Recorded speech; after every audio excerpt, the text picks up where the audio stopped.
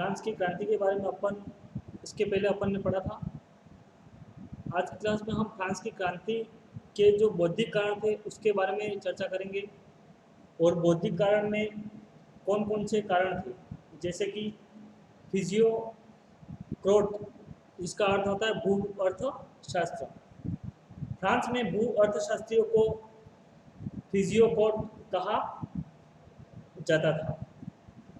इनका कहना था कि भूमि व कृषि का सफलतापूर्वक प्रयोग करके राष्ट्रीय धन उत्पादित किया जा सकता है। इसका नेता पेसन नाम का व्यक्ति था। और फिलोस्पेस फ्रांस में बुद्धिजीवी वर्ग को फिलोस्पेस कहा गया था। फ्रांस में बुद्धिजीवी वर्ग को फिलोस्पेस कहा गया था। तो इसके बौद्धिक कारण की अपन चर्चा करेंगे। बौद्धिक कारण जिसमें फ्रांस में बुद्धिजीवी वर्ग को फिलोस्पेस कहा गया। ये लोग गोष्ठियों के द्वारा अपने विचार व्यक्त किया करते थे। इसमें एक नाम मिलता है मोंटेस्क्यू। यह उपाधि थी। इसका मूल नाम की बात करें तो इसका मूल नाम आपके यहाँ पर मिलता है Charles Louis second. Charles Louis second. इसने एक पुस्तक लिखी थी जिसका नाम था आपके spirit of laws. Spirit of laws, जिसमें शक्तियों के पृथक्करण की बात कही गई है। इसमें शक्तियों के पृथक्करण की बात की गई है। शक्तियों के पृथक्करण की बात कही गई है। इसने पर्शियन लेटर्स से राजतंत्र पर व्यंग्य किया था। पर्शियन लेटर्स से इसने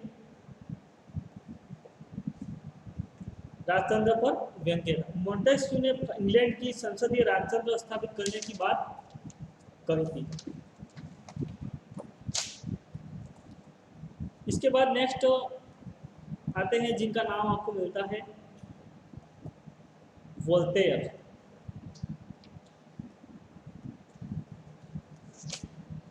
इनका मूल नाम फ्रांसवा मारी आरुए था। इसने फ्रांस में प्रभुत्ववादी राजतंत्र की बात करी। इसके द्वारा फ्रांस में प्रभुत्ववादी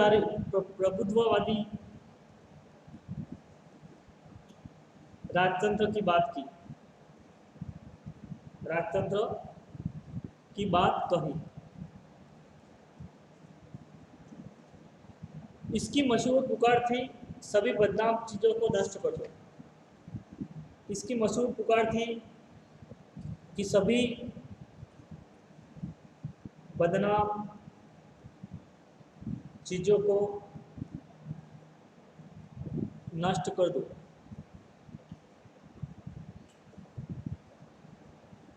हेजल ने वाल्टेयर को प्रबुद्धवाद के युग का नेता कहा है। यह किंग वाल्टेयर के नाम से भी जाना जाता था। इसको किंग वाल्टेयर के नाम से भी जानते थे।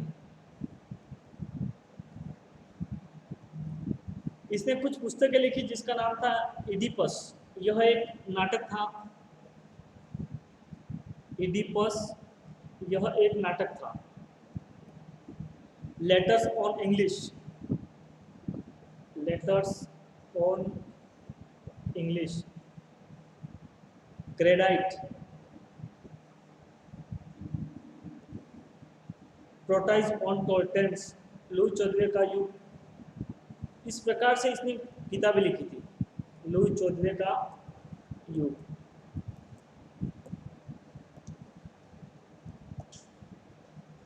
नेक्स्ट आता है जीन जैकब रूसो।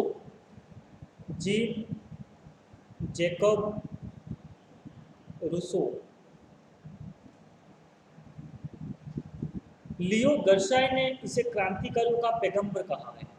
लियो गर्शाय ने इसे क्रांतिकारियों का पैगंबर कहा है। क्रांतिकारियों का पैगंबर कहा है। रोबेस्पियर ने रूसो को क्रांति का मसीह कहा है। रोबेस्पियर ने इसे क्रांति का मसीहा कहा है। वह इसके ग्रंथ को सोशल कॉन्ट्रैक्ट भी कहा जाता है। इसके ग्रंथ को सोशल कॉन्ट्रैक्ट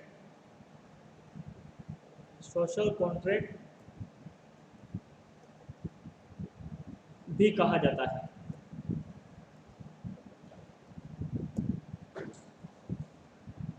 रूसो ने 1762 में सोशल कॉन्ट्रैक्ट लिखी थी। यह बुक इसने 1762 ईस्वी में लिखी थी। फ्रांसीसी क्रांति के स्वतंत्रता व बंधुत्व के विचार सोशल कॉन्ट्रैक्ट से ही लाए गए थे। फ्रांसीसी क्रांति से स्वतंत्रता,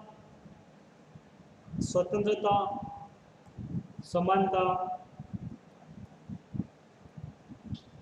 वो बंधुत्व के विचार सोशल कॉन्ट्रैक्ट से ही लाए गए थे। बच्चों की शिक्षा पर रूसो ने एमिल नामक पुस्तक लिखी, जिसमें कहा गया कि प्रकृति की ओर लौटो, प्रकृति की ओर लौटो।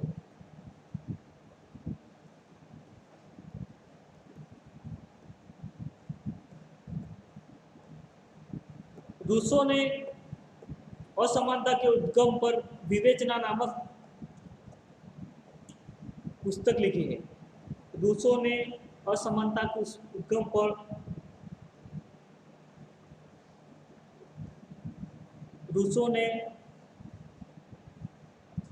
असमानता के उदय पर विवेचना नाम से भी पुस्तक लिखी है। विवेचना नाम से भी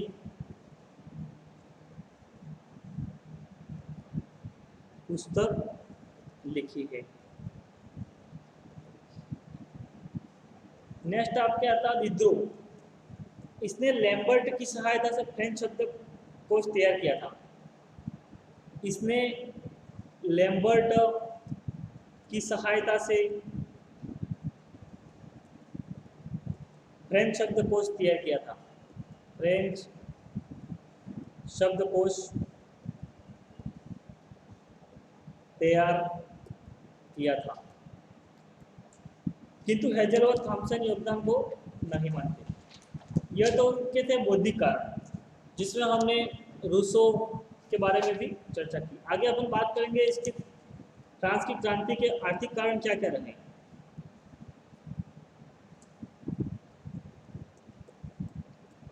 आर्थिक कारण में हम बात करेंगे तो टेली, यह कर फ्रांस में राजा के द्वारा किसानों से वसूला जाता था। टेली यह एक कर था जो फ्रांस के राजा द्वारा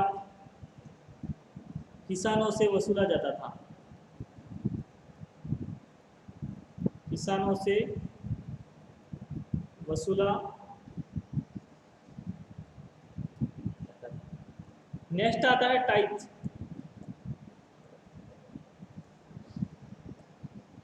टाइथ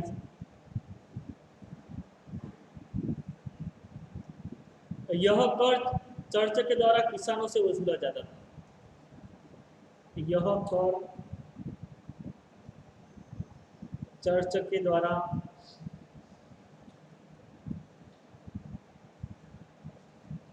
किसानों से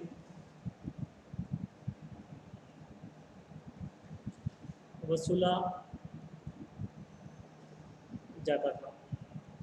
प्रत्येक किसान को धर्म के नाम पर उपज का 1/10 भाग चर्च को देना पड़ता था। प्रत्येक किसान को धर्म के नाम पर उपज का 1/10 भाग चर्च को देना पड़ता था। चर्च को देना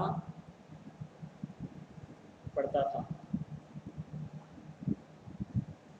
इसके बाद है वैलेंटाइंस। वैलेंटाइंस के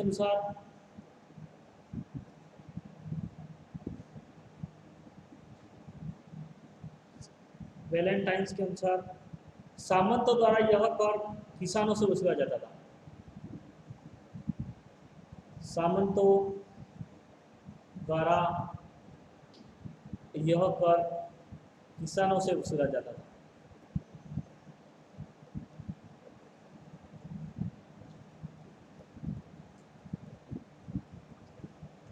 नेक्स्ट बात करेंगे अपन कोरवी की, जो कि फ्रांस में किसानों से बिना पैसों के सड़क निर्माण करवाए जाने वाले कर का नाम है कोरवी, जिसको विस्टी भी कहा जाता है। इसके बाद विस्टाइन के अनुसार इसको आयकर कहा है और कैपिटेशन ने व्यक्ति कर स्थिति के अनुसार बोला है। इसी प्रकार से एक और कर था गोबल्स, जिसको नमक कर कहते हैं। गोबल्स जिसको हम नमक कर कहते हैं।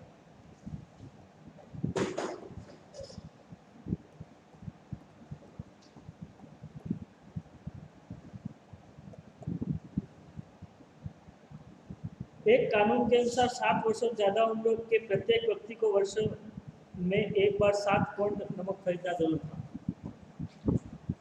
फ्रांस की खराब आर्थिक स्थिति के कारण वित्तीय संकट उत्पन्न हो गया था। इसके बाद नेक्स्ट बात करते हैं अपन तात्कालिक कारण की। तो तात्कालिक कारण में एक वित्तीय संकट उत्पन्न होता है। रोटी की समस्या,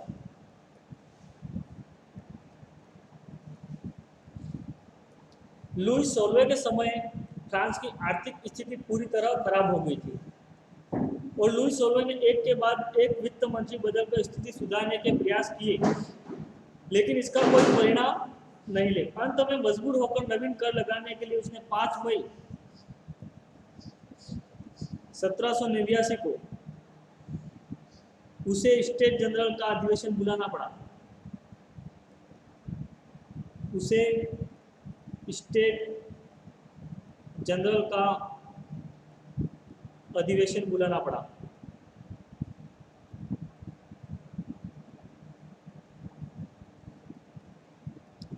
लुई 16वें के वित्त मंत्री तुर्गो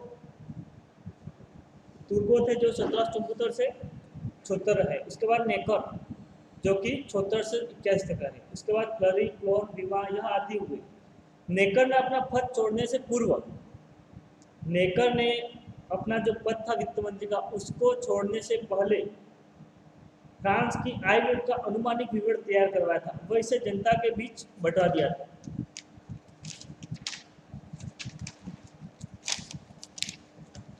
क्लोन के ऊपर के दोनों स्टेट पर कर लगाने के लिए असेंबली ऑफ नोबल्स विशेषों की सभा सदस्य, इसकी सदस्य संख्या थी 145 की सभा बोला, किंतु उस सभा में क्लोन के प्रस्तावों को मानने से इनकार कर दिया गया। वित्त मंत्री बीन ने फ्रांस के सभी वर्गों को समान भूमि कर स्टाम्प टैक्स लगाने को कहा, किंतु असेंबली ऑफ टेक्स्ट नेबल्स ने ब्रीन की बात मानने से इनकार कर दिया और राजा ने इस असेंबली को समाप्त कर दिया। वह बीन के प्रयासों प्रस्तावों को रजिस्टर करने के लिए पार्लियामेंट के पास भेज दिया। पार्लियामेंट का कहना था कि नवीन कर लगाने का अधिकार केवल स्टेट जनरल को है। मजबूर होकर लुई 16वें को स्टेट जनरल का अधिवेशन बुलाना पड़ा और यहीं से क्रांति की शुरुआत होती है। क्रांति से पूर्व नेकर को वित्त मंत्री बना के दिया गया था। और इस क्रांति की मुख्य घटनाओं की बात करें तो 5 मई 1789 इन दिन वर्साई के राजमहल में स्टेट जनरल का अधिवेशन प्रारंभ हो गया था, जिसका उद्घाटन लुई 16वें ने किया था। और अधिवेशन प्रारंभ होते ही गतिरोध उत्पन्न हो गया। प्रति स्टेट ने किसी भी मत पर निर्णय करते समय प्रत्येक स्टेट के एक मत की अपेक्षा कुल सदस्यों के मतों के आधार पर निर्णय लेने की बात कही। प्रति स्टेट ऊपर के दोनों स्टेट को अपने साथ मिलने का निवेदन करने लगे और 17 जून